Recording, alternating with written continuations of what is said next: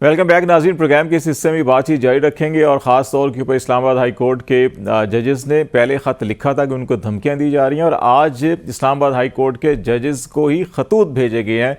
जो धमकी अमेज़ खतूत हैं उनके अंदर पाउडर नुमा कोई चीज़ भी बरामद हुई है जिसमें जो मतन था उसके अंदर लिखा हुआ था एंथ्रॉक्स। ये एक केमिकल होता है जिसको बायोलॉजिकल वेपन के तौर के ऊपर भी इस्तेमाल किया जाता है। 9/11 के बाद आपको याद होगा कि अमेरिकन कुछ कांग्रेसमैन और कुछ ऑफिशल्स को इस किस्म के खतूत गए थे। वहाँ पे 5 हलाकतें और 17 अफराद मुतासर भी हुए थे। तो ये सिचुएशन किस तरह से बन रही है, किस तरफ जा रही है, इसके ऊपर हम बातचीत करेंगे। नईम हैदर पंजोता साहब पाकिस्तान तहरीक इंसाफ से तल्लक है, वकील भी हैं, वो हमें ज्वाइन कर रहे हैं। और रैना एहसान अफजल साहब जो पाकिस्तान मुस्लिम लीग नून से तल्लक है वो भी हमारे साथ होंगे। राना साहब आपसे हम स्टार्ट कर लेते हैं कि ये जो सारी सिचुएशन डेवलप होती हुई बड़ी संगीन हालात की अक्कासी करती है। पहले जजेस का ख़त लिखना, फिर वो मामला भी सेटल हुआ नहीं है, कमीशन बना ख़त्म हुआ, फिर अभी साथ अपनी बेंच कल बैठेगा, समाअत करेगा। लेकिन ये आज जिस किस्म के खतूत आए, जिस किस्म की सूरत हाल बनी, तो ये मामला आपको किस तरफ जाता हुआ दिखाई दे रहा है और हमें बैसियत तमाम रियासत और इदारों को क्या करना चाहिए? देखिए, बिल्कुल बहुत ही ताज्जुब का ये इंसिडेंट था और बड़ा एक जो है जिसने भी ये साजिश रची है उसकी तह तक जाना बड़ा जरूरी है। देखें, पाकिस्तान के खिलाफ इसकी पॉलिटिकल इंस्टेबिलिटी को जो है वो तूल देने के लिए और माशी इस्तेहकाम ना देने के लिए जो फोर्सेस हैं वो अपना काम जारी रखी हुई हैं। और जब इस तरह का कोई इंसिडेंट हुआ, जो ये अभी जो जजेस ने जो खत लिखे उसके ऊपर बर वक्त हुकूमत ने भी कमीशन बना दिया। जब कमीशन के सरबराह ने जो है ये ना बेहतर समझा कि वो स्टेप डाउन करें और सुप्रीम कोर्ट इसके ऊपर काम करे, तो फौरी तौर पे सुप्रीम कोर्ट में भी 7 मेंबर के जजेस का बेंच बन गया जो इस मामले को सुओ मोटो के तहत 184 के 3 के तहत देख रहे हैं। तो ये हुकूमती कार्रवाई तो बिल्कुल मुकम्मल हो गई और जो जो तयन करना था रास्ता वो तयन हो गया। लेकिन इस तरह के मौके से मेरे ख्याल से जो पाकिस्तान मुखालिफ आवाजें हैं या जो एजेंडा रखती हैं वो फिर एक्टिव हो जाती हैं।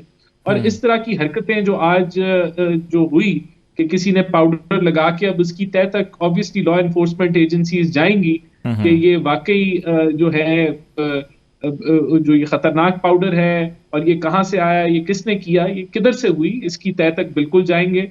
और मैं समझता हूं कि जब भी कोई मौका ऐसा आता है कि जहां पाकिस्तान के एजेंडे को कमजोर करना हो तो जो हमारे मुल्क दुश्मन अनासिर हैं वो एक्टिव हो जाते हैं। तो इस चीज की रियलाइजेशन होना बड़ा जरूरी है कि पाकिस्तान की कोई भी कमजोरी जब नजर आती है तो चाहे वो जिस तरह आपने बिशाम में देखा, गवादर में देखा, तुर्बत में देखा, तो जो मुल्क दुश्मन अनासिर हैं वो एक्टिव हैं उसको और वो फायदा कोई उठाने की मौका नहीं कोशिश जाने करते देते, हैं। मैं जरा कोई मौका नहीं जाने देते कि वो अब जो है इस मुल्क के एजेंडे के खिलाफ जो है वो साजिश करें। बहरहाल हुकूमत, लॉ एनफोर्समेंट एजेंसीज इस चीज की तह तक जाएंगी। जो राना साहब, एक चीज़ और आपसे, मैं गवर्नमेंट ने अपने तौर के ऊपर जो एक्शंस लिए हैं इस पे एक जो बड़ा इतराज़ किया जा रहा है वो ये भी है कि इस्लामाबाद इंतज़ामिया में जब केयर टेकर सेटअप था उस वक्त इलेक्शन कमीशन ने कहा लेकिन नहीं हुआ, आईजी साहब को डीसी को तब्दील करना था। लेकिन उसके बाद इस्लामाबाद हाई कोर्ट में ही जो तौहीन अदालत या इंसाफ की राह में रुकावट पैदा करने के मामलों पर डिप्टी कमिश्नर एसएसपी इनको सज़ाएँ दी गई हैं, कैद की और जेल की सज़ाएँ दी गई हैं। अगरचे वो सज़ा मुअत्तल कर दी कि ठीक है अपील का हक़ आप इस्तेमाल कर लें, तो क्या ये इंतज़ामी तौर के ऊपर बेहतर नहीं था हुकूमत के लिए कि ऐसे अफसरान जिनको सज़ा दी हुई है अदालत ने और अपील के हक़ की वजह से उनकी सज़ा मुअत्तल कर दी तो उनको फॉर टाइम बीइंग एक मनसब से अलग कर दिया जाए? और आज बहुत से लोग ये ख्याल कर रहे थे कि अगर यहाँ पे ज़िम्मेदार लोग होते और ऐसे लोग जो सज़ा याफ्ता हैं इन मनसब पे ना होते तो शायद सिक्योरिटी चेक हाई कोर्ट का इतना होता कि जजेस के कमरों तक डाक इस तरह से ना पहुँचती। देखिए, ये तो इसके तो एक दो मुख्तलिफ चीजों को जोड़ना है। और जो डिप्टी कमिश्नर जिनको सजा मिली, बहुत सारे लोग समझते हैं कि जुडिशरी ने जो है एग्जेक्टिव के काम में मुदाखलत की और इस हद तक जो है वो जाने की जरूरत नहीं थी और ये अनप्रेसिडेंटेड था। लेकिन बहरहाल सिक्योरिटी को तो इम्प्रूव करने की जरूरत है। देखें, और ये सिक्योरिटी की ही कार्रवाई थी कि कोई नुकसान नहीं हुआ और ये चीजें पहले जो हैं वो पकड़ी गई और फिर इसके ऊपर अब इन्वेस्टिगेशन जो है वो मुकम्मल तौर पे होगी। देखें, मैं बुशरा बीबी के जो उन्होंने जो एक इल्जाम लगाया कि उनको जहर दिया जा रहा है, उस पर भी कमेंट करना चाहूंगा। एक तो बहुत संगीन इल्जाम है, इसकी मुकम्मल तहकीक होनी चाहिए। लेकिन देखिए, मसला ये है कि इस मुल्क में पहले भी इस तरह के इल्जाम लगते रहे, और पहले भी कहा गया कि इमरान खान साहब को जहर दिया जा रहा है या उनके कोई खाने में मिलावट है। लेकिन जब इस तरह की चीज झूठी साबित होती है तो कोई चेक एंड बैलेंस नहीं है, कोई उसका जो है, उस जो एक वक्ती तौर पे अवाम के अंदर एक कंफ्यूजन फैलती है, वो नहीं एक होना चाहिए। नफरत की आग जन्म लेती है कि पता नहीं उनके जो जिनके वो लीडर हैं कि उनके साथ कोई ज्यादती हो रही है। लेकिन बाद में जब ये चीज झूठी साबित हो जाती है तो कोई उसका चेक एंड बैलेंस नहीं होता। तो ये बड़ी इस अफसोसनाक सूरत हाल है। एक तो जो हाई कोर्ट के जजेस पे आज जो खतूत वहाँ पे भेजे गए और एंथ्रॉक्स का लिख के भेजा, कुछ पाउडर भी बरामद हुआ, अभी तो उसकी इन्वेस्टिगेशंस होनी है, एनालिसिस होना है कि ये क्या है। तो इस पे आप ये जो सूरत हाल संगीन बनती जा रही है, इसके ऊपर आपकी एक ओपिनियन चाहिए। और दूसरा, जो बुशरा बीबी साहबा के खाने के अंदर जहर की बात की जा रही है या हार्टबेक की बात की जा रही है, उसकी क्या डिटेल्स हैं और उस पर आप क्या समझते हैं कि प्रॉपर इन्वेस्टिगेशंस और मेडिकल ट्रीटमेंट क्या होनी चाहिए? अच्छा, मैं ये गुजारिश कर रहा हूँ कि एक तो जो आज एक नया एक वो जजेस की तरफ बॉक्स पहुंचा है खतूत का, देखें बात यह है कि बिल्कुल सीरियस मामला है, और ये मामला उस वक्त ही सीरियस हो गया था जिस वक्त पहली दफा आमर फारूक साहब को उन 6 जजेस ने बताया था कि एक आपके कुलीग को हॉस्पिटल में दाखिल होना पड़ा। उसकी रीजन क्या थी कि वो टेरियन वाइट केस से ये किस्सा शुरू हुआ था और उनके ऊपर इस तरह से प्रेशर डाला गया। लेकिन उस वक्त भी ये मामला जो है वो सीरियस नहीं लिया। पहले तो प्राइम मिनिस्टर शहबाज शरीफ ने इस चीज को बिल्कुल इंश्योर करने का कहा है कि हमें इंडिपेंडेंस ऑफ जुडिशरी को इंश्योर करना है कि वो हो, और ये ही सुप्रीम कोर्ट को फुल कोर्ट बना देनी चाहिए थी। क्यों जो सो कॉल्ड वजीर आजम है उसको बुलाया गया कि आप आओ? एक चोर को बुलाकर, जो इस मामले के अंदर जो बेनिफिशरी है उसको आप बुलाकर कह रहे हैं कि आप कमीशन बनाओ। उसने जो कमीशन बनाया, जो वो रिटायर्ड जस्टिस गिलानी साहब को उन्होंने मुंतखब किया, उसने तो फौरन ही कह दिया कि मैं तो बिल्कुल जो है इसको तस्लीम नहीं करता। अब उसका क्या जवाब है इनके पास? तो फोटो भी लिया गया है, तो इसके अंदर ये पहले ही काजी फाइज ईसा साहब और उनके साथ साथी जस्टिस मंसूर साहब ये अपना माइंड डिस्क्लोज कर चुके हैं कि उन्होंने अदलिया को इंतजामिया के नीचे फेंक दिया, अपने जजेस को एक रिटायर्ड जज के नीचे फेंक दिया। तो अब उनको तो बेंच से बिल्कुल जो है अलहदा होना चाहिए दोनों को। और दूसरी बात ये रह गई कि इस मामले के ऊपर हम ये कह रहे हैं फुल कोर्ट के साथ साथ लाइव प्रोसीडिंग्स दिखाई जाए और उन लोगों को बुलाया जाए जिन्होंने डराया धमकाया, और तमाम एविडेंस करके पूरी कौम देखे और अदलिया को और इन तमाम अदारों को आजाद करवाया जाए। और दूसरी बात जो आपने बीबी साहबा के हवाले से की है, वो आज भी दरखास्त दी गई कोर्ट के अंदर और यही कहा गया कि उनका जो है वो पहले भी इस तरह का मामला हुआ और उनको खाने में कुछ मिला कर दिया गया, जिसके ऊपर इस्लामाबाद हाई कोर्ट से हमने रजू किया था। आज तक के ऊपर कोई फैसला जो है नहीं हो सका, ना ही डॉक्टर की जो टीम है उसको जाने की जो है वो इजाजत दी गई है। तो लिहाजा जब डॉक्टर्स की टीम को जाने की इजाजत नहीं दी गई तो फिर कैसे उनका चेकअप हो सकता है और उसका सदेबाब हो सकता है और उनके खिलाफ कार्रवाई हो जिन्होंने कस्टडी के अंदर कातलाना ये जो है हमला किया है और किए जा रहे हैं। जान जो है सबसे अहम मामला है। अगर जान के ऊपर ही आपने नोटिस नहीं लेना, एक F9 पार्क के अंदर कोई दरख्त काटा, वहां पर 100 मोटो ले लिया जाता है, और जब दरखास्तें भिजवाई जा रही हैं, जब दरखास्तें दायर की जा चुकी हैं, तो उसके ऊपर अब तक जो है वो क्यों नहीं एक्शन हुआ?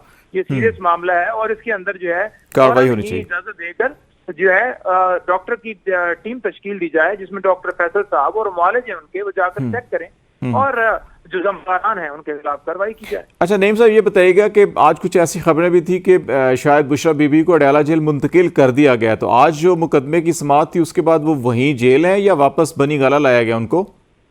नहीं, शिफ्ट के हवाले से हमें तो अभी तक कोई मुस्तनद चीज नहीं मिली कि उन्हें कोई है शिफ्ट परमानेंट कर दिया गया है। अब पहले भी हमने तो दरखास्त इस्लामाबाद हाई कोर्ट के अंदर यही दी थी कि उन्हें शिफ्ट किया जाए, क्योंकि यहाँ पर जो जिस तरह से उन्हें रखा जा रहा है, जो उनके साथ सलूक किया जा रहा है, जैसे उन्हें कैदोबंद और वहां पर जो उनके साथ खाने के अंदर या बाकी चीजें की जा रही हैं, सख्तियां की जा रही हैं, तो ये सारी चीजों को देखते ही उन्होंने उससे पहले ही ये मुतालबा कर दिया था कि जहाँ पर आम कैदी हैं, दूसरे कैदी रहते हैं, तो मुझे वहां पर रखा जाए। लेकिन वो अभी नहीं हुआ के ऊपर।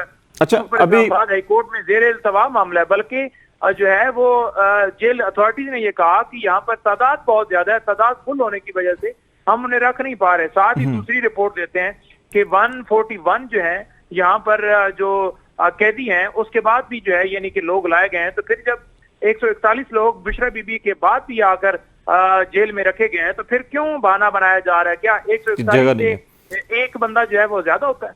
अच्छा, एक चीज़ और, मैं राना साहब भी इस पे एक कमेंट करना चाह रहे हैं आपकी गुफ्तगू पे। एक चीज़ मुझे और बताते जाए, आपने फुल कोर्ट की डिमांड की है, लेकिन प्रैक्टिस एंड प्रोसीजर एक्ट जो रिसेंटली पार्लियामेंट ने पास हुआ था और जिसके नतीजे में अभी 184(3) में अपील का हक भी दिया गया है, तो अगर फुल कोर्ट बन जाती है और फिर कोई मुतासरा फरीक अपील करना चाहेगा तो वो फिर टेक्निकली आप नहीं समझते कि 7 रुकनी बेंच ठीक है और उसके बाद अपील का हक आए तो फिर 9 रुकनी बेंच बन जाए, और ताकि दूसरा इसको एक एपलेट जो राइट है उसको बरकरार रखने के लिए यहां तक इसको किया गया हो? देखें, बात यह है कि इससे राना साहब खुद जवाब भी उस चीज का दे देंगे। राना साहब बड़ी अच्छी तबीयत के मालिक हैं, पढ़े लिखे इंसान है, सारी चीजें समझते हैं। जब PMLN के उस वक्त आपने देखी होगी प्रेस कॉन्फ्रेंस के, जब भी कोई मामला सुप्रीम कोर्ट में होता था तो वहां पर बाकायदा मुतालबा किया जाता था कि फुल कोर्ट बनाई जाए और PMLN या दीगर जमातें करती थी। इसी तरह अगर आप देख लें तो काजी फाजिल साहब भी कहते थे उस वक्त कि कोर्ट ऐसे नहीं है जी, यूं फुल कोर्ट बनाई जाए और सारा आपके मामला आपके सामने है।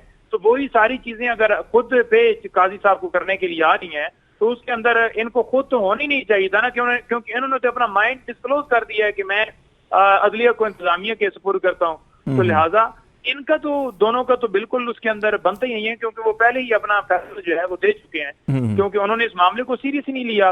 और इससे पहले भी काजी साहब को भिजवाया गया मामला जजेस की तरफ से, ये उस वक्त भी सीरियस नहीं लिया गया। तो अब ओपन जो है वो सारा मामला हुआ है उस लेटर के जरिए, तो उसके बाद भी नहीं ले रहे, तो अब समाअत करके वो क्या करेंगे?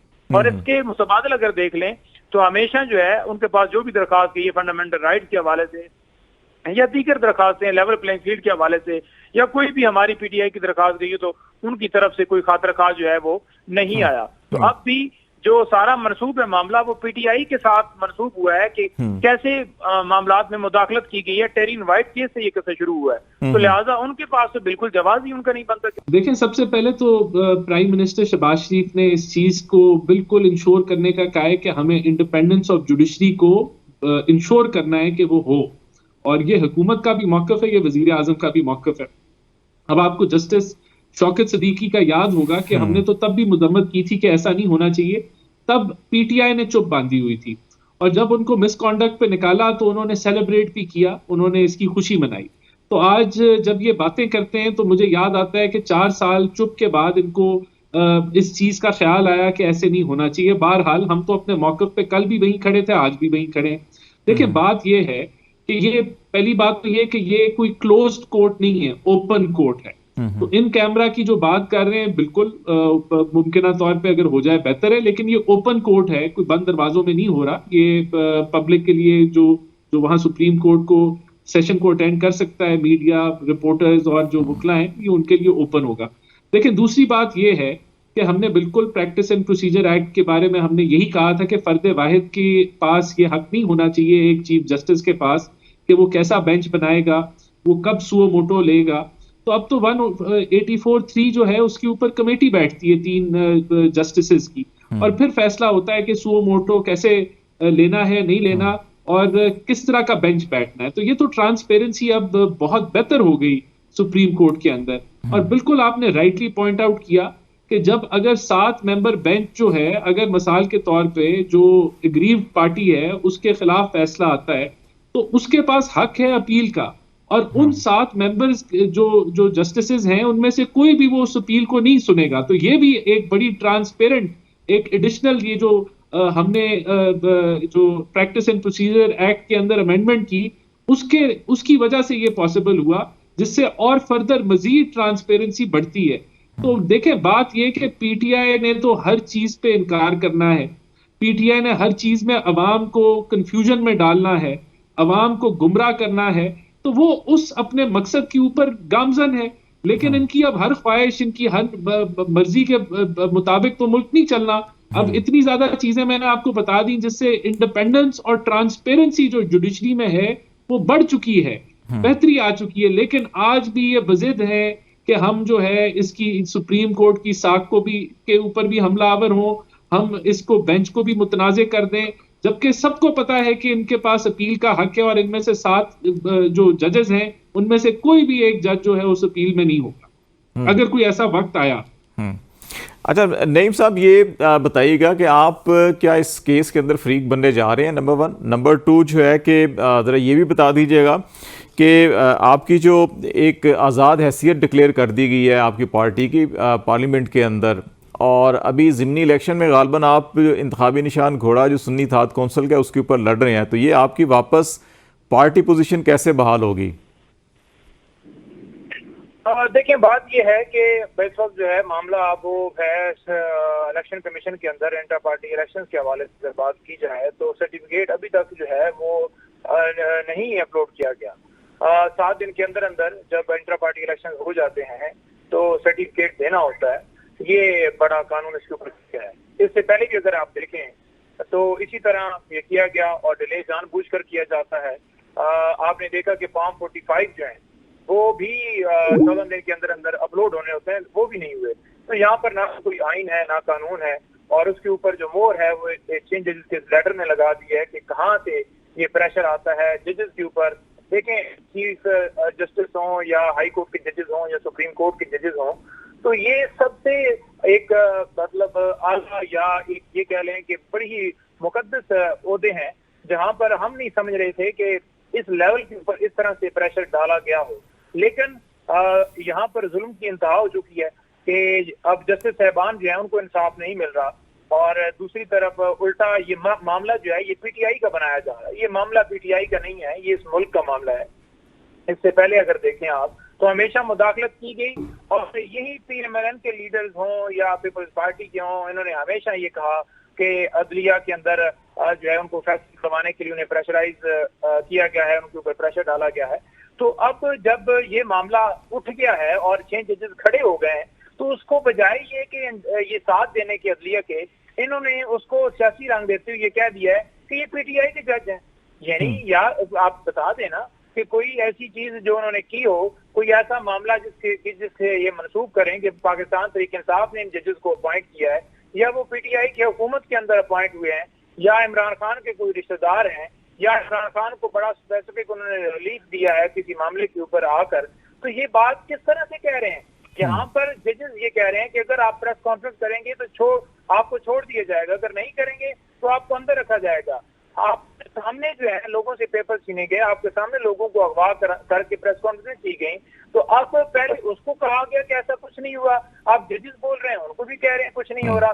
तो ये किस चीज को मानते हैं? यानी कि अगर भुट्टो को 45 ईयर के बाद इंसाफ मिल रहा है तो ये उस बात के ऊपर खुश हैं कि ठीक है, ये पूरी कौम धक्के लेती रहे और ये जजेस भी धक्के लेते रहे और इदारे इसी तरह से मर्जी से इस्तेमाल होते रहे।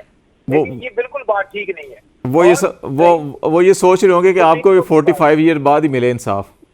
देखिए, वही बात है ना कि ये चाहते हैं कि 45 ईयर के बाद मिले। और मैं ये कहता हूँ कि जो राना साहब ने बात की है, हम बिल्कुल वो ओपन समात है, लेकिन लाइव प्रोसीडिंग्स दिखाई जाए। यहाँ पर धरना केस हो, फलाना केस हो, ढिमकाना केस हो, तो उसके अंदर अगर आप कहते हैं जी कि हमें लाइव दिखानी है, तो अदलिया जो आपके भाई हैं, जो आपके साथी हैं, उनको इंसाफ देने के लिए आप क्यों नहीं लाइव दिखाएंगे? आप दिखाएं, कैसी एविडेंस होती है, कैसे उनको बुलाया जाता है, वो आकर शवाहिद दें, दिखाएं और फुल कोर्ट बनाएं और खुद को अलहदा करें। हमारे तो बिल्कुल क्लियर मौक़िफ़ है।